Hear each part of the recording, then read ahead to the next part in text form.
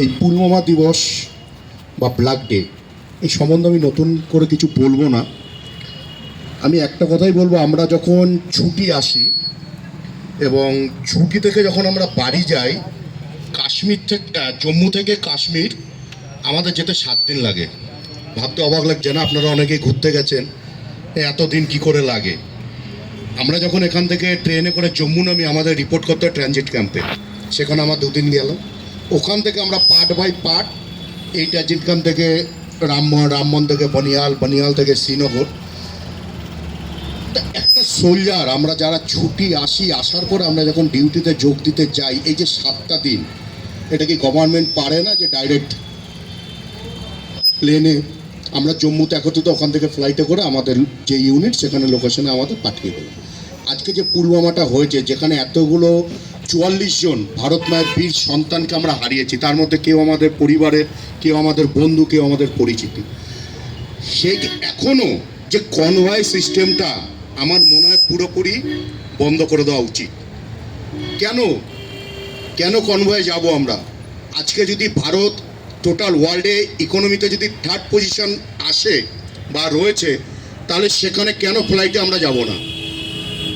এত বড় বড় আমাদের আরএল রয়েছে, যে ফ্লাইট রয়েছে, যেখানে একটা ইউনিট প্রায় 400 জন আমরা ক্যারি করতে পারি। তাহলে সেই ফ্লাইটে কেন সিআরপিএফের জন্য প্যারামিলিটারি যারা এক জায়গা থেকে আরেক জায়গায় যাচ্ছে কনভয় কেন, যেখানে বিপদ মুহূর্তে ল্যান্ডমাইন লাগানো থাকে, যে কোনো গাড়ি নিয়ে আত্মঘাতী হামলা করা যায়, কেন সেখান থেকে যদি একটা ফ্লাইটে মাত্র 1 ঘন্টা কি 2 ঘন্টা লাগবে তার গন্তব্যস্থলে পৌঁছাতে?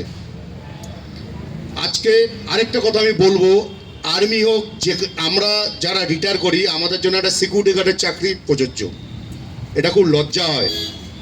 আজকে তপনদা একসাথে কাজ করেছি, উনি যেই দেশের জন্য যে জিনিসটা উনি হারিয়েছে অঙ্গ, সেটা কিন্তু গভর্নমেন্ট কোনোদিনও ফিরিয়ে দিতে পারবে না। আজকে আমার একটা পা নষ্ট, কথা বলেছি, হয়তো 7-8 দিন পর আমার অপারেশন হবে। আমিও আজ নিচে বসতে পারি না, এখন হাঁটতে পারি না, পেন কিলার খেয়ে এসেছি, তপনদা জানেন। ফোর্স ইউনিটে ছিলাম, 86 কেজির স্পেড আমার পায়ে পড়ে গেছিলো। অপারেশন হয়েছে, সাকসেস হয়নি, আমিও প্রতিবন্ধী ধরতে পারেন, পেন কিলার খেয়ে আমি স্টেজে দাঁড়িয়ে রয়েছি।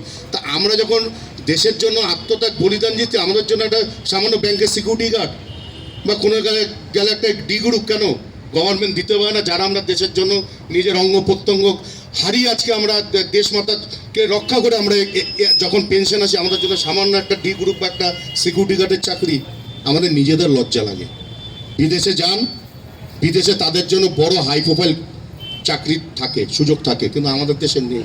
এটা কে দেখবে? এটা গভর্নমেন্টের দেখতে হবে। আর কেন বারবার ভোট আসলে কেন বারবার আমাদের দিয়ে রাজনীতি খেলা হবে? 1-2 বার না, কেন? যখন কনভয়ের প্রোটোকল আছে, যে একটা কনভয় যখন যাবে, সিভিলিয়ানের কোনো গাড়ি ওই কনভয়ের আশেপাশে ঢুকতে পারবে না। কি করে তাহলে কনভয়ের মধ্যে গাড়িটা ঢুকলো? এটা কিন্তু একটা প্রশ্ন থেকেই যাচ্ছে।